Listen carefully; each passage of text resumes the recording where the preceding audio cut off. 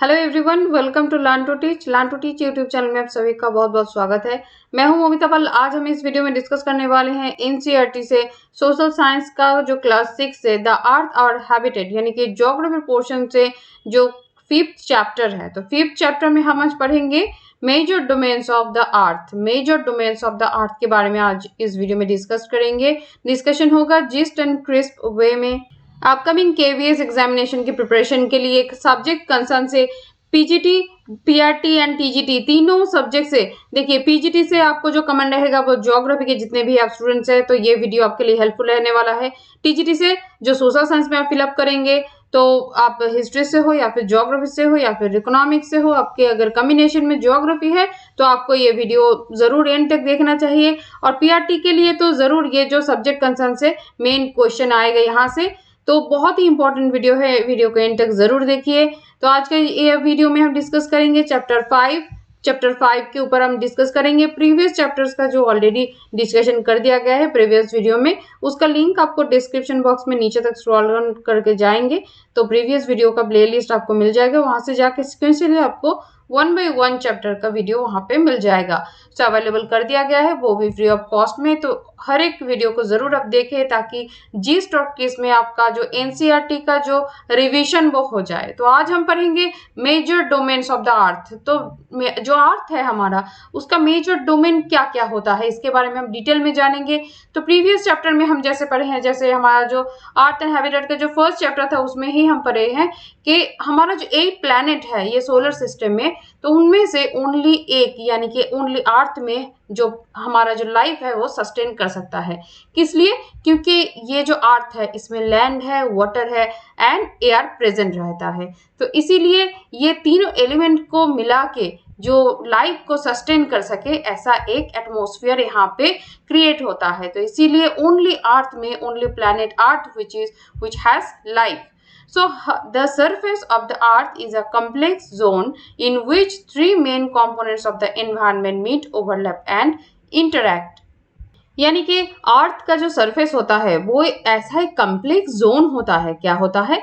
अ complex zone होता है जिस जोन में ये जो 3 एलिमेंट्स है, 3 कंपोनेंट्स है, लैंड, वाटर एंड जो यहाँ पे एयर रहता है, तो ये तीनों यहाँ पे कम्प्लेक्स जोन बना के जो लाइफ को फॉर्म करने का या फिर सस्टेन करने का यहाँ पे एनवायरनमेंट बनाता है। So the of the environment meet, overlap and interact. तो हम जानेंगे कि ये जो एलिमेंट्स के बारे में कि जो बनाता है, कौन कौन सा स्फीयर बनाता है, कौन कौन सा मेजर डोमेन है, इसके बारे में हम जानेंगे 1 by 1। तो फर्स्ट में जो एलिमेंट होता है, सबसे वाइटल एलिमेंट, वो होता है लिथोस्फीयर। अब ये लिथोस्फीयर क्या होता है? The solid portion of the earth on which we lives is called lithosphere. यानी कि लैंड पोर्शन को हम बोलते हैं लिथोस्फीयर। हमारा जो अर्थ है वो देखने में कैसा है? बाहर से, अर्थ के बाहर से जब हम अर्थ को देखते हैं तो वो किस टाइप का विजिबल होता है? वो एक ब्लू बॉल लाइक विजिबल होता है।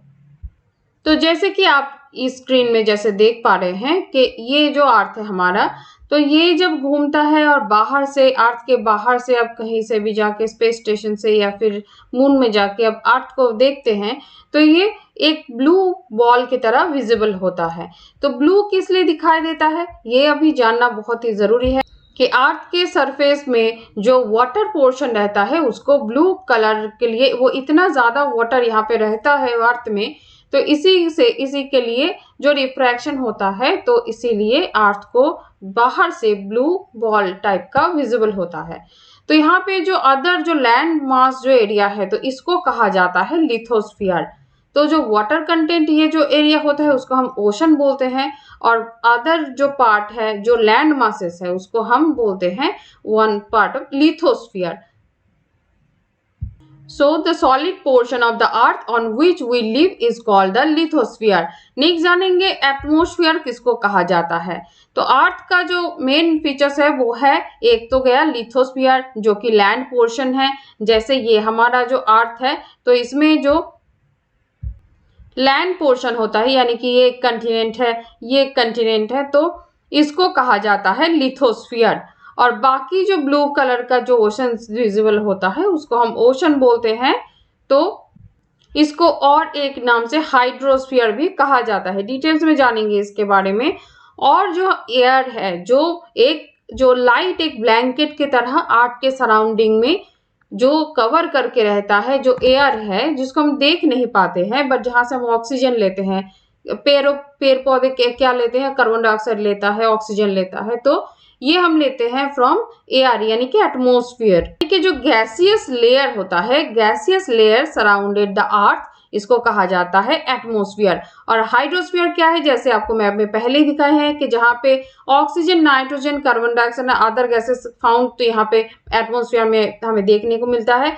एंड वाटर पोर्शन में जो कवर रहता है very big area of the earth surface, and this area is called hydrosphere, and this area is called hydrosphere. तो जैसे हम यहाँ पे देखे हैं, तो ये जो ब्लू कलर का जो ओशन है, तो इसको हम ऑल ओशंस को, वाटर बॉडीज को हम बोलते हैं हाइड्रोस्फीयर।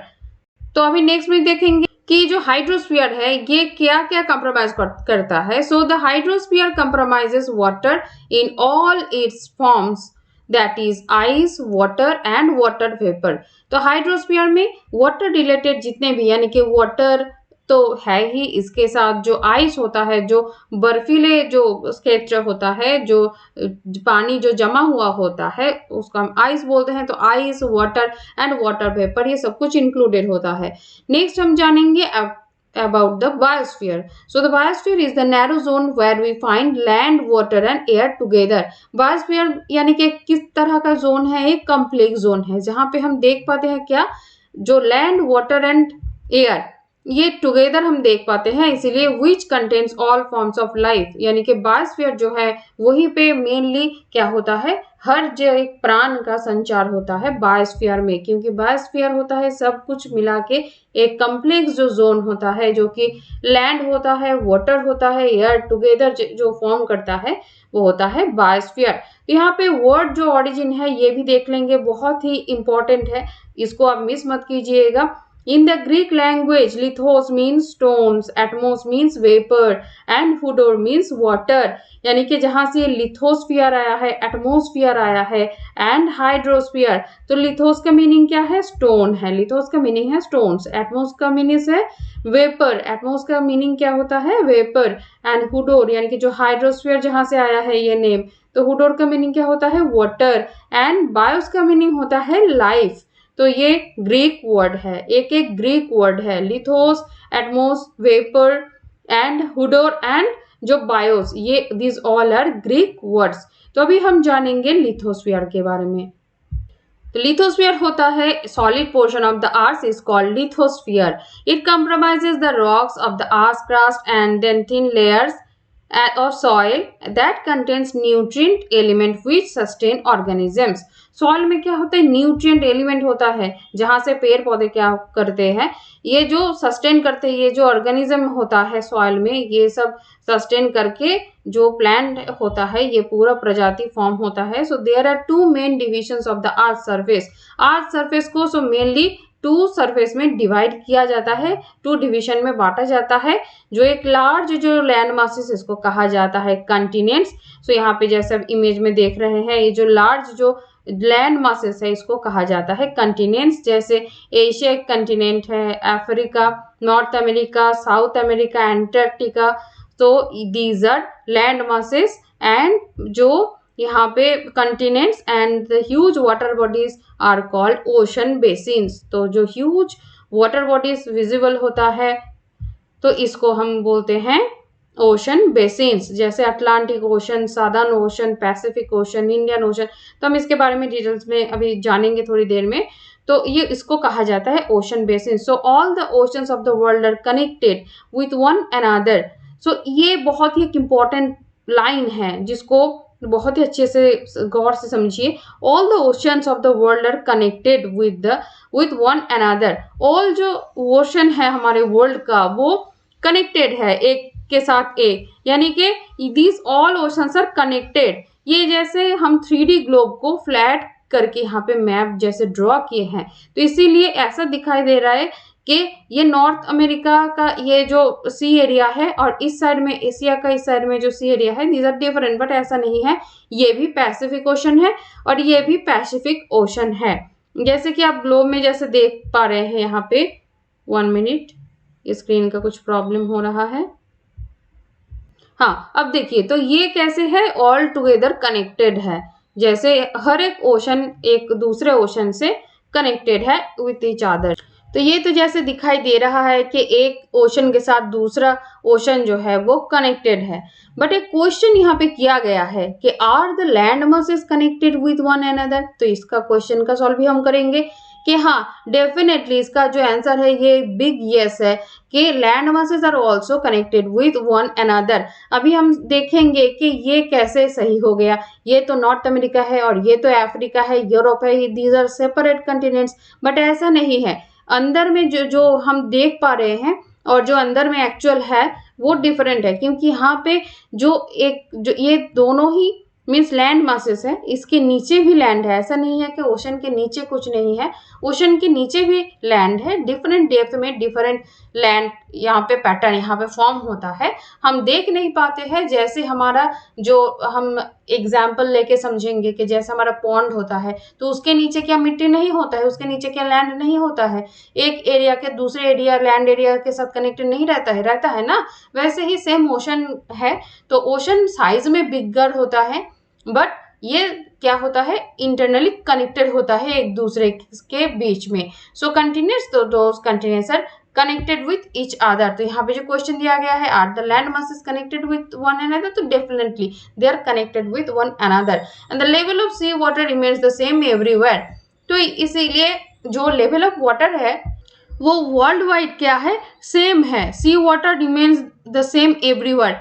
ये क्यों है, क्योंकि एवरी जो ओशन है दीज आर इंटरकनेक्टेड। सो जैसे आप क्या करेंगे, अगर मानिए एक बड़ा सा एक पॉट लिए है तो उसके बीच में एक बड़ा सा पॉट लिए है, तो उसके बीच में एक जैसे 1 सेंटीमीटर का हाइट का, एक 2 सेंटीमीटर हाइट का कुछ एक मानिए 2 कप लिए हैं, एक छोटा कप है और एक बड़ा कप है। आप एक प्लेट के अंदर 2 कप रखे हैं और प्लेट में क्या किए हैं, पानी भर दिए हैं। तो प्लेट में पानी भरने से क्या हो जाएगा, पानी का जो हाइट रहेगा वो तो सेम रहेगा दोनों कप के लिए ही, कप का जो हाइट है वो डिफरेंट है, बट जो वाटर इसका जो लेवल है ये तो सेम हाइट में रहेगा। तो अगर ये बीच में से किसी से डिस्कनेक्टेड ना हो तो वाटर का हाइट सेम रहेगा। तो इसी बेसिस में, इसी साइंस को मानते हुए जो वर्ल्ड वाइड जो सी वाटर है उसका जो लेवल है वो एवरीवेयर सेम है। So elevation of land is measured from the level of the sea. तो इसीलिए जो एलिवेशन का मेजरमेंट किया जाता है, जैसे हम माउंट एवरेस्ट को जब हाइट यहाँ पे मेजरमेंट होता है, किसी भी आपके घर का जो हाइट मेजरमेंट होता है, हर एक स्टेशन में आप देखिएगा कि वहाँ पे हाइट वहाँ पे दिया हुआ होता है, मेंशन रहता है कि वो station particularly mean sea level से कितना हाइट में है। तो हर एक स्टेशन में इंफॉर्मेशन होता है। आप अपने घर के नजदीक के स्टेशन में भी आप चेक कर सकते हैं, हर एक स्टेशन में हाइट दिया रहता है फ्रॉम मीन सी लेवल। तो उसका height from mean sea level आपको पता चल जाएगा और उसके बेसिस में आप ये भी जान सकते हैं कि जो एवरेस्ट का जो हाइट है वो आपके घर से कितना ऊंचा है। So elevation of land masses is measured from the level of sea which taken as 0। तो इसीलिए जो मीन सी लेवल का जो हाइट माना जाता है 0 मान के यहाँ पे कंसिडर किया जाता है वर्ल्ड के सारे हाइट का। तो ये मैं आपको थोड़ा एडजस्ट कर लेंगे। तो इस डायग्राम में जैसे देख सकते हैं कि ये जैसे कंटिनेंट है, तो हम ये भी जान लेंगे हमारा कंटिनेंट कितना है। तो कंटिनेंट कितना नंबर ऑफ कंटिनेंट है यहाँ पे, फर्स्ट है एशिया, सेकेंड है अफ्रीका, थर्ड है यूरोप, हो गया 3, नॉर्थ अमेरिका, साउथ अमेरिका, हो गया 5, Australia number 6 and Antarctica number 7। तो कितना नंबर ऑफ कंटिनेंट है हमारे वर्ल्ड में, 7 number of continent. And ocean कितना नंबर ऑफ ओशन है, तो there are 5 major oceans. First one is Pacific Ocean, then Atlantic Ocean, then Indian Ocean, then Southern Ocean, then Arctic Ocean. So there are 5 major number of oceans and 7 number of continents are in this world. तो next जानेंगे कि out of this 7 continents जो सबसे बड़ा continent है वो है Asia and जो सबसे बड़ा जो ओशन है वो होता है पैसिफिक ओशन। तो इस मैप से देखिए ये एशिया का जो साइज है, जैसे यहाँ पे ही आपको विजिबल हो रहा है कि एशिया का जो साइज है ये सबसे बड़ा है, इसीलिए ये सबसे लार्जेस्ट यहाँ पे कंटिनेंट है। और पैसिफिक ओशन किस लिए बना है, क्योंकि ये तो अर्थ का एक साइड है और दूसरे साइड में यानी कि इसके ऑपोजिट साइड में टोटल ऑल पैसिफिक ओशन जो कवर करके रहता है। तो जैसे आप यहाँ पे भी लेफ्ट साइड में देख सकते हैं कि ये पैसिफिक जो ओशन है जो कि नॉर्थ अमेरिका के इस साइड में पैसिफिक ओशन पड़ा है और यहाँ पे जो एशिया के इस साइड में भी ये जो ओशन है ये भी पैसिफिक ओशन है। तो इसीलिए पैसिफिक ओशन सबसे लार्जेस्ट ओशन है। तो चलेंगे नेक्स्ट पॉइंट। कंटिनेंट्स का जो हाईएस्ट जो पॉइंट होता है कंटिनेंट्स का वो होता है जो माउंट एवरेस्ट है। Highest mountain peak Mount Everest, जिसका हाइट है 8,848 meters above the sea level. तो ये है कंटिनेंट का, हमारे वर्ल्ड में कंटिनेंट का सबसे हाईएस्ट पॉइंट। एंड जो ग्रेटेस्ट जो डेप्थ होता है वो है ये ओशन में है। ओशन में जो ग्रेटेस्ट यानी कि हाइड्रोस्फीयर में सबसे जो ग्रेटेस्ट जो डेप्थ होता है, सबसे जो बिलो जो पॉइंट है अर्थ का वो है 11,022 मीटर्स। तो इसको कहा जाता है मारियाना ट्रेंच, जो कि है पैसिफिक ओशन में। तो ये देखा जाता है पैसिफिक ओशन में। तो इसका जो मारियाना ट्रेंच का जितना डेप्थ है तो इतने डेप्थ में तो माउंट एवरेस्ट जो है इसको आप डुबा भी सकते हैं। यानी कि मारियाना ट्रेंच का जो डेप्थ है वो है 11,022 मीटर एंड एवरेस्ट का जो हाइट है वो है 8,848 meter. So could you imagine that the depth of sea is much more than highest point. तो यहाँ पे हम अभी कंटिनेंट्स के बारे में और थोड़ा डिटेल्स में जानेंगे और क्या क्या पॉइंट है। तो हम जैसे जान लिया है कि हमारा जो 7 जो मेजर कंटिनेंट है, 7 मेजर कंटिनेंट है। तो these are separated by large water bodies. ये हम ऊपर से विजिबल जो होता है वो होता है कि हम ऐसा इसे विजिबल होता है मैप में जैसे कि लार्ज वाटर बॉडी से सेपरेटेड हो। So these continents are Asia, Europe, Africa, North America, South America. Map में ऑलरेडी डिस्कशन कर दिया गया है, ऑस्ट्रेलिया एंड अंटार्कटिका।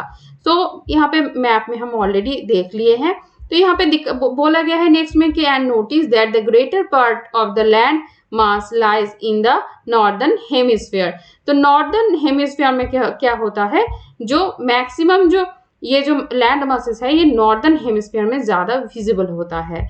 तो ये क्यों होता है ये हम देखेंगे। तो अभी हम एशिया के बारे में जानेंगे कि ये है largest continent. So which continent is the largest, question आएगा, आंसर हो जाएगा एशिया।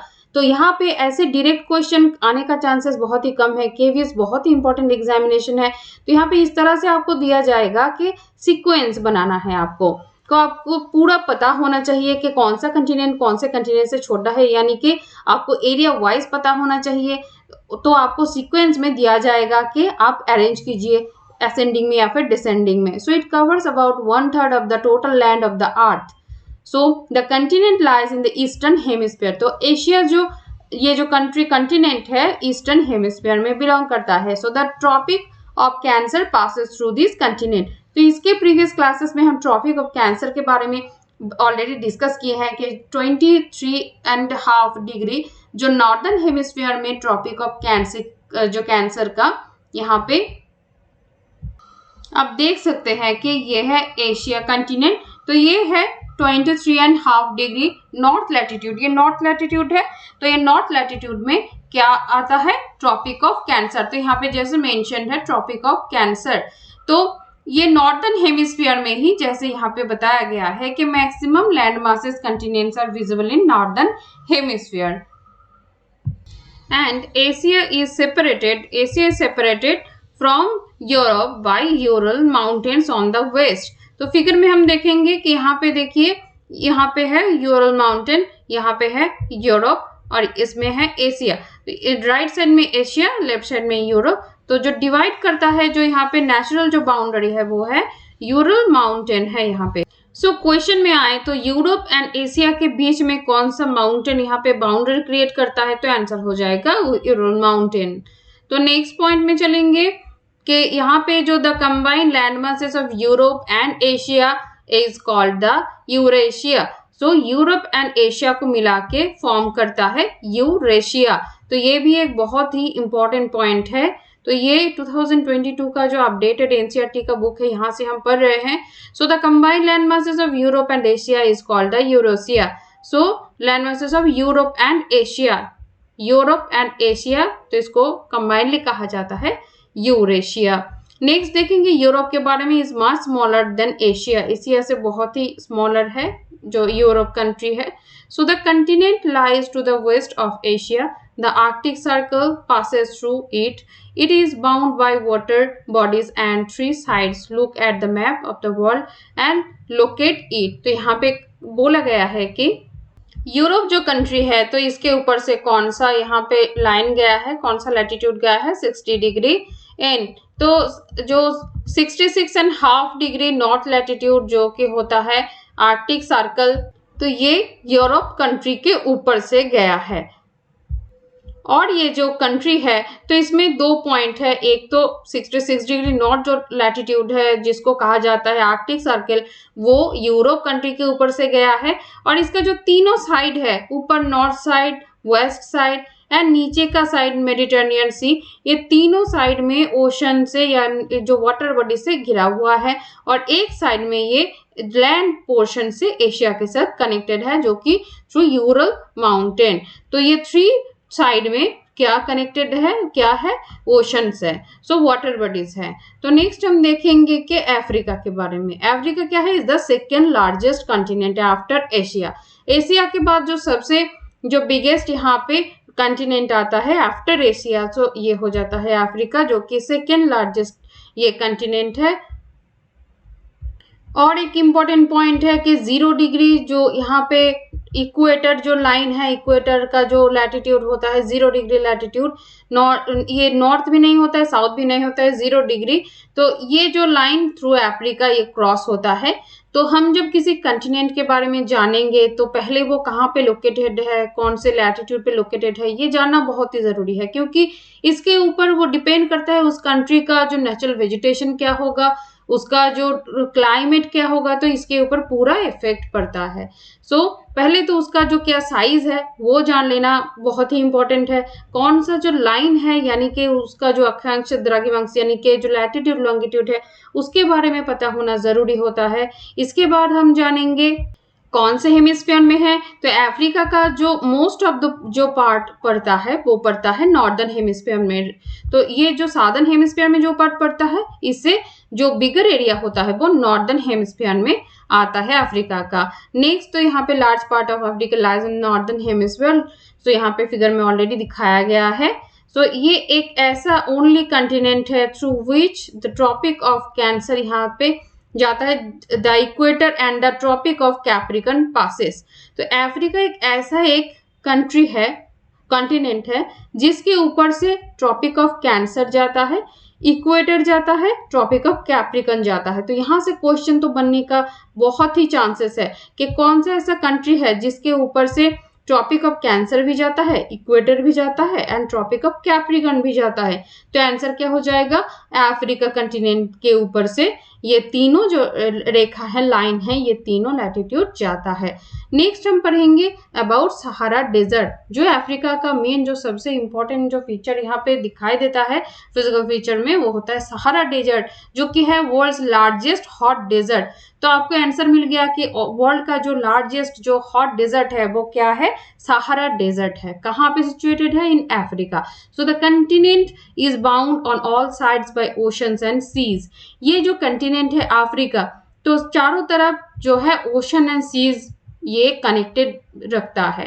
ये लैंड मासेस से ओनली यहाँ पे एक जो स्मॉल एरिया है ये एशिया के साथ कनेक्टेड है, otherwise most of the portion यहाँ पे चारों तरफ ओशन है। तो ऐसा एक कंट्री है ये अफ्रीका। सो इसके बाद हम देखेंगे कि जो और भी एक वर्ल्ड का जो लॉन्गेस्ट रिवर है वो है नाइल, जो अफ्रीका में बहता है। नाइल रिवर, ये है नाइल रिवर, थोड़ा क्लीन कर लेंगे आपको विजिबिलिटी में। तो ये जो रिवर है Nile river, so this is the world's longest river. So world का अगर लॉन्गेस्ट रिवर के, तो यहाँ पे एक जो कंफ्यूजन रहता है लॉन्गेस्ट एंड लार्जेस्ट का, वो भी क्लियर कर दे कि लार्जेस्ट वो होता है जिसमें अमाउंट ऑफ वाटर सबसे ज्यादा बहता है। जैसे अमेज़न जो है वो है largest river of the world, but ये जो लॉन्गेस्ट जो होता है ये लेंथ के ऊपर डिपेंड करता है कि कहाँ से कितना दूर तक ये बह रहा है, लेंथ के ऊपर डिपेंड करता है। सो Nile of Africa is the longest river of the world, flows through Africa. Notice where the equator, the Tropic of Cancer and the Tropic of Capricorn passes in the map. So map में हम already देख लिए हैं किस तरह से Africa के ऊपर Tropic of Cancer, equator and Tropic of Capricorn एक ही कंट्री जो कंटिनेंट के ऊपर से यहाँ पे क्रॉस हो रहा है। नेक्स्ट में हम देखेंगे about north America. North America is the third largest continent of the world. तो यहाँ पे आपको सीक्वेंस मेंटेन करते हुए पढ़ना है। एशिया क्या है, नंबर 1 में है। सेकेंड कौन सा है, यहाँ पे अफ्रीका है। थर्ड कौन सा है, नॉर्थ अमेरिका। आपको सीक्वेंस मेंटेन करके पढ़ना है, तभी जाके आप विद इन 1 मिनट या फिर जो एग्जामिनेशन में जितना टाइम आपको मिलता है आप करेक्टली आंसर कर पाएंगे, क्योंकि डायरेक्ट क्वेश्चन यहाँ से नहीं होने वाला है। ये क्लास 6 स्टैंडर्ड का डेफिनेटली आपको एनसीईआरटी से क्वेश्चन आएगा यहाँ पे केवीएस में, बट लेवल इसका ऐसा रहेगा कि टाइम कंज्यूम करेगा आपका। तो आपको क्लियर नॉलेज होना चाहिए, इसलिए मैं बार बार हर एक वीडियो में क्लास लेते हुए मैं बोलती हूँ कि हर एक क्लास को अटेंड कीजिए, एंड तक जरूर देखिए, क्योंकि आपको जब क्वेश्चन पूछा जाएगा तो आपको मल्टीपल ऑप्शन दिया जाएगा। जैसे एनवीएस के बारे में मैं ऑलरेडी क्वेश्चन आंसर में डिस्कशन ऑलरेडी वीडियो में कर दी हूँ, आप उस वीडियो को देख भी सकते हैं कि सोशल स्टडी से कैसे क्वेश्चन आया था, कि आपको पूरा ऑप्शन दिया जाता है, जो असर्शन दिया जाता है, उसके बाद आपको मल्टीपल ऑप्शन दिया जाता है। ऐसे 1 2 3 में से कौन सा सही है ऐसे क्वेश्चन नहीं आता है। अभी आपको अरेंज करना पड़ेगा, जैसे कौन कंटिनेंट के हिसाब से, जो साइज के हिसाब से आप असेंडिंगली ऑर्डर को अरेंज कीजिए या फिर डिसेंडिंगली। तो आपको 7 कंटिनेंट्स के बारे में आपको पता होना चाहिए, कौन सा लार्जेस्ट है, कौन सा स्मॉलेस्ट है, और उसके बीच का जो भी कंटिनेंट है उसका भी रैंक कितना है। तो नॉर्थ अमेरिका का जो साइज होता है वो होता है 3rd largest continent of the world. It is linked to South America by a very narrow stripe of land called isthmus of Panama, यानी कि पनामा इस्थमस कहा जाता है इसको, जो एक वेरी नैरो स्ट्राइप से के साथ कनेक्टेड होता है नॉर्थ एंड साउथ अमेरिका। यहाँ पे मैप में देख सकते हैं ये जो पनामा इस्थमस इसको कहा जाता है, जो कि एक नैरो लाइन की तरह यहाँ पे विजिबल हो रहा है। तो इसके साथ इसी की वजह से North America and south America जो 2 कंटिनेंट है ये मिला हुआ होता है। So continent lies completely in the northern and western hemisphere. तो नॉर्थ अमेरिका जो है, सो ये आप देख रहे हैं कि ये नॉर्दर्न हेमिस्फीयर है, ये नॉर्थर्न लैटिट्यूड है। सो नॉर्थर्न हेमिस्फीयर में कंप्लीटली यहाँ पे बिलोंग करता है। एंड जो अदर जो इन्फॉर्मेशन है वेस्टर्न हेमिस्फीयर में है। 3 ओशन सराउंडेड दिस कंटिनेंट। सो आपको नाम पूछा गया है, ये आप इस तरह से पढ़ेंगे तो आपको फुल इंफॉर्मेशन यहाँ पे पता चल जाएगा।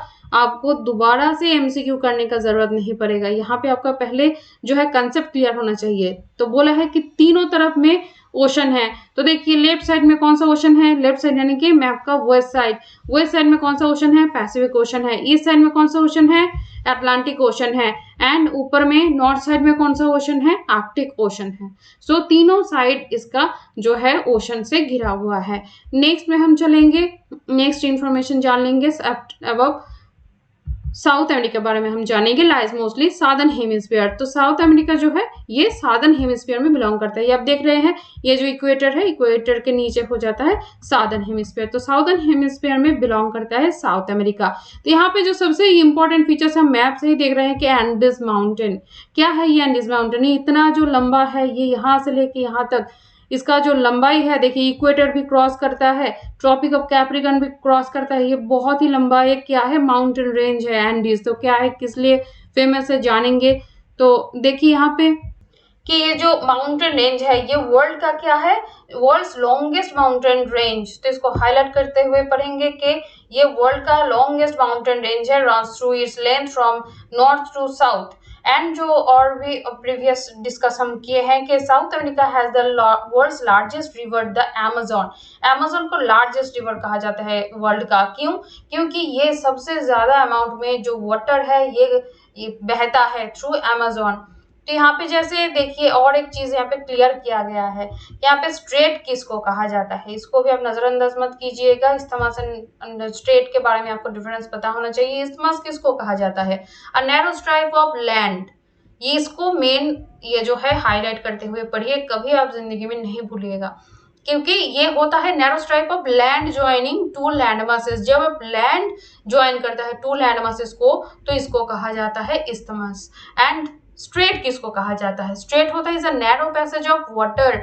जब वाटर कनेक्ट करता है एक लैंडमास और दूसरे लैंडमास के बीच में जब वाटर बॉडी कनेक्ट करता है between two large water bodies like seas and oceans, between seas and oceans को जब कनेक्ट करता है, जैसे एक सीज एंड एक ओशन को जब कनेक्ट करता है तो उसको कहा जाता है स्ट्रेट। इसीलिए इंडिया एंड श्रीलंका के बीच में जो पर्क स्ट्रेट है तो इसको स्ट्रेट कहा जाता है। So it connected, so name the straight between India and Sri Lanka.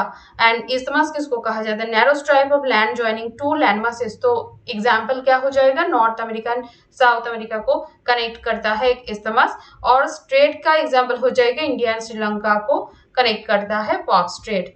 Next जानेंगे about Australia. So it is the smallest continent. तो जैसे ही हम जो सीक्वेंस मेंटेन करते हुए पढ़ रहे थे उसी तरह से आपको सीक्वेंस यहाँ पे बनाना पड़ेगा।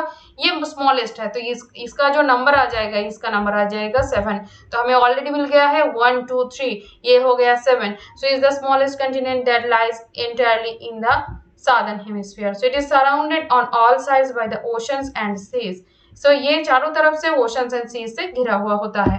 तो ऑस्ट्रेलिया है सादर्न हेमिस्फीयर में, और ऑस्ट्रेलिया के जो सराउंडिंग में, ऑल सराउंडिंग में सीज एंड ओशन, ये चारों तरफ ऑस्ट्रेलिया को घिरा हुआ है। यानी कि जो यहाँ पे आप देख रहे हैं कि surrounded on all sides by ocean and seas, it is called an island continent. तो इसीलिए ऑस्ट्रेलिया को कहा जाता है आइलैंड कंटिनेंट। ये ऐसा एक कंटिनेंट है जो कि सराउंडेड, चारों तरफ इसका सीज एंड ओशंस है, तो इसीलिए इसको आइलैंड कंटिनेंट भी कहा जाता है। एंड नेक्स्ट कंटिनेंट है Antarctica. Antarctica completely southern hemisphere में, जो कि एक ह्यूज कंटिनेंट है। इसका साइज बहुत ही बड़ा है, जैसे कि आप यहाँ पे मैप में देख रहे हैं कि पूरा एकदम वेस्ट से लेके ईस्ट तक ये जो 75 डिग्री, ये यहाँ से लेके पूरा 90 डिग्री तक ये जो कवर करता है, ये पूरा आइस शीट में। यहाँ पे कोई लोग रहते नहीं हैं, सेटलमेंट जो रेगुलर सेटलमेंट यहाँ पे दिखाई नहीं देता है। ओनली क्या है, कुछ जो रिसर्च सेंटर है, डिफरेंट कंट्रीज का रिसर्च सेंटर यहाँ पे है।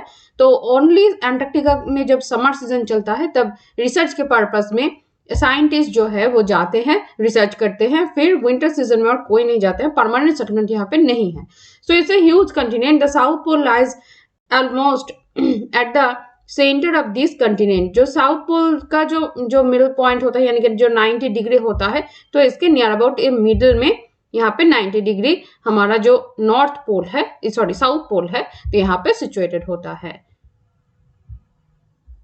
और इसका और भी एक जो मोस्ट इंपॉर्टेंट पॉइंट है कि इसमें लैंड कभी, मिट्टी कभी दिखाई नहीं देता है। ये परमानेंट जो है परमाफ्रॉस्ट रीजन है, परमानेंट आइस शीट्स, बहुत ही मोटा आइस शीट से मुड़ा हुआ रहता है। तो इसीलिए यहाँ पे कहा गया है कि as it is located in the South Polar region, it is permanently covered with thick ice sheets. यानी कि कभी यहाँ का मिट्टी दिखाई नहीं देता है, परमानेंटली कवर रहता है थिक आइस शीट से। So there are no permanent human settlement. यहाँ पे कोई परमानेंट ह्यूमन सेटलमेंट दिखाई नहीं देता है अंटार्कटिका में।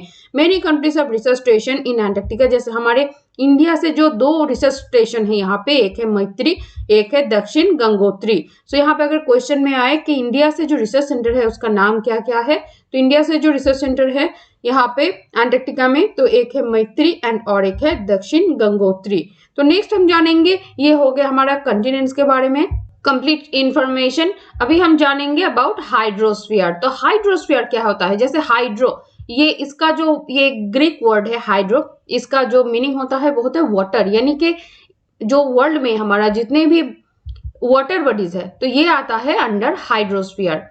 तो हाइड्रोस्फीयर में the earth call is called blue planet. क्यों कहा जाता है? क्योंकि अर्थ का मोर देन 71% क्या है, covered with water and 29% is with land. So यानी कि ऑलमोस्ट एवरेज में 70:30 रेशियो में लैंड एंड वाटर है। जैसे कि आप इस इमेज में देख सकते हैं कि इसमें इतना जो है ओनली ये फ्रेश वाटर है out of this whole part of this water, and ocean water है 97.5, यानी कि बहुत ही कम मात्रा में फ्रेश वाटर अवेलेबल है। यानी कि ओनली 2.5% जो वाटर है यही हम यूज कर सकते हैं। तो इसीलिए ये जो फ्रेश वाटर है ये बहुत ही देखिए कम है अमाउंट में। बाकी जो 71% यहाँ पे जो बताया गया है कि 71% एक्चुअली ये हाथी के 2 दांत के टाइप का हो जाता है कि एक दिखाने का और एक खाने का। तो 71% जैसे हमारे प्लेनेट में 71% जो है वो वाटर पोर्शन है और 29% लैंड पोर्शन। तो अभी क्वेश्चन यहाँ आता है तो फिर वाटर क्राइसिस क्यों होता है, क्योंकि 97 पॉइंट ये जो 71% में से 97.5 जो परसेंट वाटर है ये ओशन में रहता है और बाकी 2.5% फ्रेश वाटर है। इसमें भी कैटेगरी है, कुछ कुछ आइस शीट्स के ग्लेशियर के फॉर्म में रहता है। तो बहुत ही कम मात्रा में हम जो यूज करते हैं यूजेबल है, ह्यूमन के यूजेबल के लिए बहुत ही कम मात्रा में यहाँ पे फ्रेश वाटर मिलता है। So hydrosphere consists of water in all its forms as running water in ocean and rivers and in lakes. So ice in glaciers, underground water and water vapor in atmosphere. तो सारे जो different form में water available जो होता है, even water vapour in atmosphere, तो ये consider होता है under hydrosphere. So all compromise the hydrosphere. So more than 97% of the earth's water is found in the oceans is too salty for human use. ये इसीलिए human की use के लिए नहीं होता है। फिर भी किसी किसी जगह में सॉल्ट वाटर को कन्वर्ट किस तरह से फ्रेश वाटर में वो यूजेबल, ह्यूमन के यूजेबल के लिए वो एटलीस्ट कपड़ा धोना ये सब थोड़ा बहुत जो हाउस होल्ड वर्क होता है उसके लिए काम चलाने के लिए अभी जो रिसर्च चल रहा है किस तरह से यूज किया जाए, बट उसका जो परसेंटेज है वो बहुत ही मिनिमम है। So large proportion of the rest of the water is in the form of ices and glaciers under the ground and very small percentage is available as fresh water for human. तो human के use के लिए जो water वो available बहुत ही कम है। तो under hydrosphere next हम पढ़ेंगे about oceans. Oceans are the major, ये चैप्टर थोड़ा लेंथी है क्योंकि इसमें जो हर एक चीज है ये समझना भी बहुत जरूरी है। इसके बाद जो क्लास 7th 8th ये जब हायर सेक्शन में आप पढ़ेंगे तो समझने में इजी हो जाएगा, इस पोर्शन को भी आप कंप्लीटली कवर करेंगे। तो so oceans are the major part of hydrosphere. Hydrosphere का जो मेजर पार्ट है वो क्या है, ओशन होता है। सो दे आर ऑल इंटरकनेक्टेड। ये बार बार बताया जा रहा है कि ओशन जो बाहर से हमें दिखता है मैप में कि ये जैसे कनेक्टेड नहीं है, ऐसा नहीं है, ओशंस ऑल आर इंटरकनेक्टेड। तो यहाँ पे यही मेंशन किया गया है, the ocean waters are always moving, इसीलिए हम करंट देखते हैं ओशन वाटर में। So the three chief movements of ocean water are the waves, tides and ocean currents. So ocean में वेव विजिबल होता है, टाइड्स होता है due to sun and moon, जो उसका जो खिंचाई होता है, जो उसका जो फोर्स होता है उसी के लिए विजिबल होता है tides and ocean currents. So the 5 major oceans of the Pacific ocean, Atlantic ocean हम प्रीवियसली ऑलरेडी बता दिए हैं कि 5 जो अर्थ में हमारे वर्ल्ड में there are 5 major oceans, Pacific ocean, Atlantic ocean, Indian ocean, southern ocean and Arctic ocean. यहाँ पे फिर भी और एक बार दिखा देते हैं, Pacific ocean, Atlantic ocean, Indian ocean, Arctic ocean and southern ocean. तो यहाँ पे हमारे वर्ल्ड में 5 मेजर ओशंस है। So the Pacific ocean is the largest ocean. Pacific ocean क्या है, लार्जेस्ट ओशन। यहाँ से क्वेश्चन आएगा कौन सा ओशन लार्जेस्ट है, पैसिफिक ओशन आंसर हो जाएगा। It is spread over 1/3 of the अर्थ। और मारियाना ट्रेंच जो है ये पैसिफिक ओशन में होता है और जो सबसे वर्ल्ड का हमारा डीपेस्ट जो पॉइंट है अर्थ का वो है मारियाना ट्रेंच। सो मारियाना ट्रेंच का जो चैलेंजर डेप्थ है उसका भी कैटेगराइज हम बाद में पढ़ेंगे जब अब हायर क्लास के बारे में डिस्कस करेंगे। मारियाना ट्रेंच में वो जो चैलेंजर डेप्थ होता है वो होता है सबसे जो deepest point. And north and south America surrounded ई। सो जैसे कि आप यहाँ पे देख रहे हैं तो नेक्स्ट इंपॉर्टेंट पॉइंट में चलते हैं। So Atlantic ocean is the second largest ocean in the world. Atlantic ocean का जो शेप होता है किस टाइप का शेप होता है, एस। ये है अटलांटिक ओशन, शेप क्या है, एस शेप में अटलांटिक ओशन रहता है। और जो इंपॉर्टेंट एक पॉइंट है, the coast line of Atlantic ocean is highly indented, यानी कि ये जो है ये this regular and indented coast line provides ideal location देता है ये for natural harbours and ports. तो यहाँ पे जो पोर्ट बनाया जाता है, जो हार्बर जो नेचुरल हार्बर है, तो पोर्ट बनाने के लिए खर्चा बहुत ही मिनिमल हो जाता है। ये नेचुरली पोर्ट के लिए बहुत सपोर्टिव होता है। So from the point of view of commerce it is the busiest ocean. कौन सा ओशन है, अटलांटिक ओशन। सो कौन सा ओशन ऐसा है कि जो सबसे ज्यादा बिजिएस्ट ओशन है, आंसर हो जाएगा अटलांटिक ओशन। नेक्स्ट इंडियन के ओशन के बारे में क्या हाईलाइटेड करके इंफॉर्मेशन करते हुए पढ़ेंगे कि the Indian ocean is the only ocean named after a country that is India. India से नामकरण हुआ है Indian ocean. So the shape of ocean is almost triangular. Indian ocean का जो शेप है कौन से शेप में रहता है? ऑलमोस्ट ट्रायंगुलर शेप में रहता है इंडियन ओशन। तो नेक्स्ट में देखिए, it is bound by Asia in the west, by Africa in the east, by Australia. So इस तरह से सराउंडेड करके रहता है। इस साइड में इंडियन ओशन के इस साइड में है यहाँ पे ऑस्ट्रेलिया, वेस्ट साइड में है यहाँ पे अफ्रीका एंड नॉर्थ साइड में है एशिया। सो नेक्स्ट पढ़ेंगे कि the southern ocean encircles the continent Antarctica and extends northward to 60 degree south latitude. So the Arctic ocean के बारे में पढ़ेंगे कि the Arctic ocean is located with the Arctic circle and surrounded the north pole. जो Arctic ocean है हमारा, definitely image को देखते हुए पढ़ेंगे, जो आर्कटिक ओशन है वो कहाँ पे बिलोंग करता है? The Arctic ocean is located in the Arctic circle surrounded the north pole. North side में है आर्कटिक ओशन, तो यहाँ से लेके एकदम ऊपर तक पूरा नॉर्थ पोल तक आर्कटिक ओशन यहाँ पे सिचुएटेड है। So it is connected with the Pacific ocean by a narrow stretch of shallow water known as Bering Strait. तो बेरिंग स्ट्रेट क्या करता है? पैसिफिक ओशन को कनेक्ट करता है। पैसिफिक ओशन को आर्कटिक ओशन से कनेक्ट करता है कौन सा स्ट्रेट? Bearing straight. क्वेश्चन ऐसे आएगा कि पैसिफिक ओशन को कौन सा ऐसा स्ट्रेट होता है जो कि आर्कटिक ओशन को कनेक्ट करता है? आंसर हो जाएगा Bering Strait. So it is bounded by northern coast of North America and Eurasia. Eurasia किस किस के फॉर्मेशन में होता है हम पहले ही जान लिए हैं, यूरोप एंड एशिया।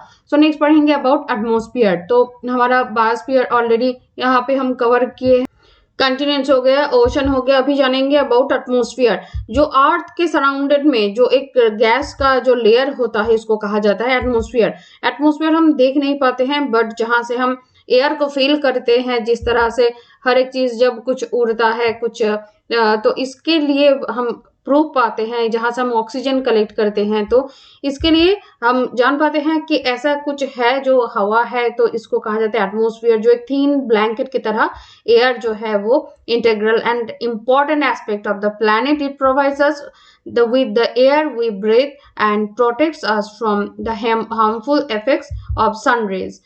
ओजोन ऐसा एक लेयर है जो ऐसा एक लेयर बनाता है एटमॉस्फेयर में, जो कि सन रेज जो है वो डेफिनेटली लाइफ फॉर्मेशन के लिए बहुत ही इंपॉर्टेंट होता है। बट सन रेज में कुछ जो बहुत ही जो इसका जो नेगेटिव कुछ रेज भी आता है, जैसे एक्स रे, गामा रे, तो ऐसा कुछ रेज भी आता है, इवन अल्ट्रावायलेट रे। तो ओजोन लेयर क्या करता है, इसका बहुत ही एक जो बड़ा फंक्शन है, ये जो अल्ट्रावायलेट रे को बहुत ही मात्रा में एब्जॉर्ब करता है, इसीलिए ये अर्थ में जो प्राण का जो संचार ये विकास हो पाया है। तो नेक्स्ट में जानेंगे the atmosphere extends up to a height of about 1600 kilometre. तो कहाँ तक है? अर्थ के सरफेस से, जैसे ये है अर्थ का सरफेस, तो ये अर्थ के सरफेस से 1600 किलोमीटर ऊपर की तरफ ये एटमोस्फियर दिखाई देता है। So the atmosphere is divided into 5 layers based on composition, temperature and other properties. So composition के ऊपर, टेम्परेचर के ऊपर एंड अदर प्रॉपर्टीज के ऊपर बेस करते हुए एटमोस्फियर को 5 लेयर में डिवाइड किया जाता है। कौन कौन सा लेयर? Troposphere, stratosphere, mesosphere. इसको आपको वर्टिकली इस तरह से याद रखना है। Then thermosphere, then exosphere. यहाँ पे डायग्राम में मेंशन किया गया है कि कौन से लेयर में कौन सा क्या काम होता है, तो यहाँ भी ये भी मेंशन है। तो किस तरह से पढ़ेंगे? From ground to upper side, from troposphere, stratosphere, mesosphere, thermosphere and exosphere. तो नेक्स्ट में हम देखेंगे कि एटमॉस्फेयर का जो मेन जो गैस होता है वो होता है nitrogen. So mainly nitrogen and oxygen में जो सबसे ज्यादा मात्रा में होता है नाइट्रोजन 78%, ऑक्सीजन का परसेंटेज होता है 21%, और अदर जो गैसेस होता है उसमें से carbon, argon and other compromise 1% of the by volume. So oxygen is the breath of life while nitrogen helps in growth of living organisms। Breathing के लिए हेल्प करता है ऑक्सीजन, और जब ग्रो करने के लिए, ग्रोथ करने, जो लिविंग जो ऑर्गेनिजम्स जितना भी है, हम ह्यूमन से लेके कीड़े मकोड़े तक, जो भी लिविंग जो ग्रोथ होता है वो नाइट्रोजन हेल्प करता है इसमें। सो कार्बन डाइऑक्साइड दो present in minute amount is important at is absorbs heat radiated by the earth, so thereby keeping the planet warm। it is also essential for growth of plants। तो carbon dioxide जो है वो हर एक चीज के लिए negative नहीं है, इफेक्ट, इसका पॉजिटिव इफेक्ट भी है, जैसे ये हीट को एब्जॉर्ब करके रखता है प्लैनेट को गर्म रखने के लिए। So the density of the atmosphere varies with height. Density क्या होता है, जितना भी ऊपर के तरफ जाता है हाइट, तो अकॉर्डिंग टू दिस डेंसिटी उतना ही लो होता हुए जाता है।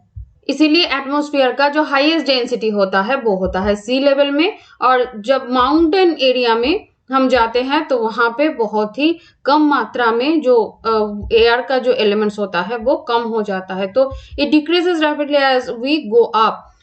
Climbers experiences problems in breathing due to this decrease in the density of air, so they have to carry with them oxygen। तो इसीलिए जब माउंटेन ट्रेकिंग पे चलते हैं कोई, तो वो इनको ऑक्सीजन सिलेंडर लेके जाना पड़ता है, क्योंकि एयर में ऑक्सीजन का मात्रा बहुत कम हो जाता है। सो जितना भी ऑल्टीट्यूड हाई होता है उतना ही एयर लाइट होते हुए जाता है, so the temperature also decreases. और जितना ऊपर की तरफ जाते हैं तो टेम्परेचर उतना ही क्या होता है, बिलो होता है, यानी कि लेस टेम्परेचर होता है। The atmosphere exerts pressure on the earth. This varies from place to place. Some areas experience high pressure and some areas low pressure. तो इसीलिए किसी किसी अर्थ के पोजीशन में मीन्स किसी किसी एरिया में हाई प्रेशर भी फॉर्म होता है एंड किसी किसी एरिया में लो प्रेशर भी फॉर्म होता है। So air moves from high pressure to low pressure. Air किस वे में मूव करता है, high pressure to low pressure. जैसे वाटर किस साइड से किस तरफ जाता है, हाई ऑल्टीट्यूड से लो ऑल्टीट्यूड की तरफ वाटर बहता है। इसी तरह एयर भी मूव करता है। तो एयर कैसे मूव होता है, from high pressure area to low pressure area. So moving air is known as wind. Winds of air जब मूव करता है तो उसको ही कहा जाता है विंड। तो नेक्स्ट हम जानेंगे about biosphere, the domain of life. अभी तक हम डोमेन ऑफ अर्थ के बारे में पढ़े, अभी हम जानेंगे द बायोस्फीयर यानी कि the domain of life. The biosphere is a narrow zone, जो जहाँ पे क्या पूरा जो मिक्सिंग होता है, जो एक जो कॉम्प्लेक्स जो जोन है, यहाँ पे एयर वाटर एंड लैंड, यहाँ पे एयर वाटर एंड लैंड तीनों ही यहाँ पे मेल बंधन होके प्राण का जो होता है वो प्राण फॉर्म होता है। यानी कि it is in this zone that life that is unique in this planet exists. So there are several species of organisms that vary in size from microbes and bacteria to huge mammals. So all the living organisms include human are linked to each other and the biosphere for survival. Biosphere के organisms को to broadly जो section में divide किया जाता है, एक होता है प्लांट किंगडम एंड अनदर होता है animal kingdom. And the three domains of the earth interact with each other. जैसे थ्री डोमेन क्या होता है, air, land and water. So some way और the other, for example cutting of forest for fulfilling our needs for wood और clearing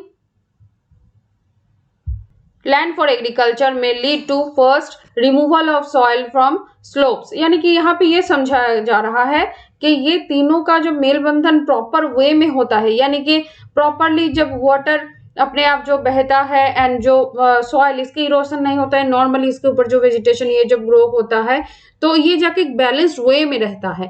but यहाँ पे अगर कुछ भी, इसीलिए जो जब अभी ह्यूमन जो इंटरप्शन हो रहा है वो ट्रीज को क्या कर रहे हैं, काट रहे हैं। वो माउंटेन के ऊपर वो भी जितना भी वहाँ पे वो कल्टिवेशन कर रहे हैं, जैसे झूमिंग, जैसे ये जो कल्टिवेशन होता है डिफरेंट वेज में, तो इसीलिए क्या हो रहा है, वहां से लैंडस्लाइड हो रहा है। जहाँ पे फॉरेस्ट एरिया में जैसे वो ट्री को काट रहे हैं तो वहां से भी लैंडस्लाइड हो रहा है।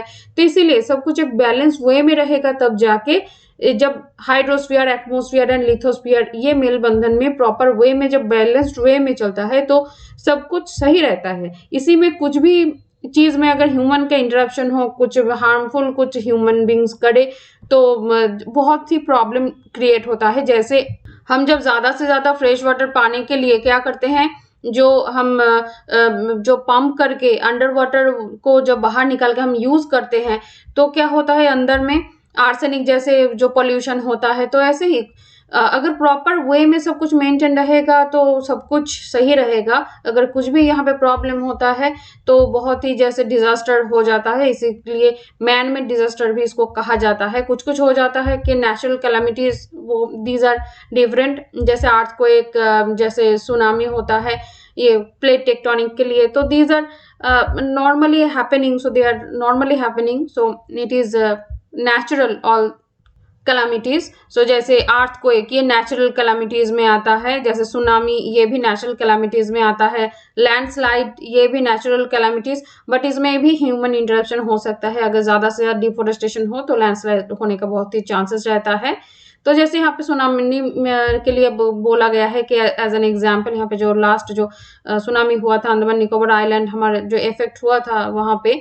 सो और नेक्स्ट यहाँ पे बोला गया कि discharge of waste material into lakes and rivers makes water सब unsuitable for human use, so also damage other forms of life. तो इसीलिए यहाँ पे एग्जाम्पल देख के समझाया गया है कि किस तरह से नेगेटिव हम ह्यूमन इंटरप्शन के लिए नेचर के ऊपर हार्मफुल होता है। तो emission of from industries, thermal power plants and vehicles pollute the air. Carbon dioxide is important constituent of air, so but increase in the amount of carbon dioxide बहुत ही minimal मात्रा में हमारे air में रहता है, बट इसको अगर industrial pollution जो होता है इसमें अगर ये इंक्रीज हो जाए तो ग्लोबल टेम्परेचर को बढ़ाने के लिए भी ये बहुत ही ज्यादा इम्पोर्टेंट जो भूमिका लेता है, तब ये ग्लोबल वार्मिंग भी कर सकता है, जो कि अभी हो रहा है। So there is thus a need to limit the use of resources of the earth to maintain the balance of nature between the domains of the lithosphere, atmosphere and hydrosphere। तो सब कुछ के बीच में जो बैलेंस मेंटेन करके चलना बहुत ही जरूरी है। इसीलिए तो यही था आज का जो चैप्टर। आज का चैप्टर थोड़ा लेंदी था क्योंकि इसमें बहुत ही वाइटल इंफॉर्मेशन है, तो इसीलिए सारा इंफॉर्मेशन जो है इसके बारे में नॉलेज होना भी बहुत जरूरी था, तो इसीलिए आज का चैप्टर थोड़ा लेंदी हो गया। बट ये एक्सरसाइज भी हम देखेंगे, तो फटाफट से क्वेश्चन देख लेते हैं। The mountain range that separates Europe from Asia, कौन सा आंसर हो जाएगा?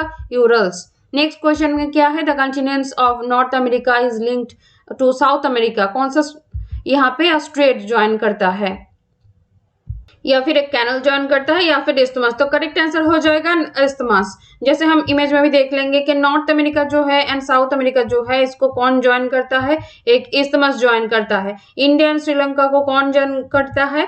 पॉक स्ट्रेट ज्वाइन करता है। नेक्स्ट क्वेश्चन में चलेंगे। नेक्स्ट क्वेश्चन है the major constituent of atmosphere by percent, कौन सा मेजर जो यहाँ पे कंस्टिट्यूएंट होता है तो वो होता है 71% के ऊपर नाइट्रोजन रहता है। नेक्स्ट क्वेश्चन में चलेंगे। The domain of the earth consist of solid rocks is, solid rocks जो होता है कंसिस्टिंग ऑफ सॉलिड रॉक क्या हो जाता है? आंसर हो जाएगा lithosphere. And which is the largest continent, कौन सा लार्जेस्ट कंटिनेंट है? तो definitely Asia is the largest continent. तो चलिए मिलते हैं नेक्स्ट जो वीडियो में नेक्स्ट चैप्टर के साथ, तब तक चैनल के साथ जुड़े रहिए। ऐसे ही इंपॉर्टेंट वीडियो का अपडेट पाने के लिए, अपने जो सब्जेक्ट कंसर्न से प्रिपरेशन को कंप्लीट करने के लिए। तो मिलते हैं नेक्स्ट वीडियो में, तब तक के लिए आप सभी को ऑल द बेस्ट विशेस। अब अपना प्रिपरेशन बहुत ही अच्छी तरीके से करते रहिए, चैनल के साथ जुड़े रहिए। वीडियो अगर पसंद आए तो वीडियो को लाइक शेयर सब्सक्राइब जरूर कीजिएगा। चलिए मिलते हैं नेक्स्ट वीडियो में, तब तक के लिए सभी को ऑल द बेस्ट।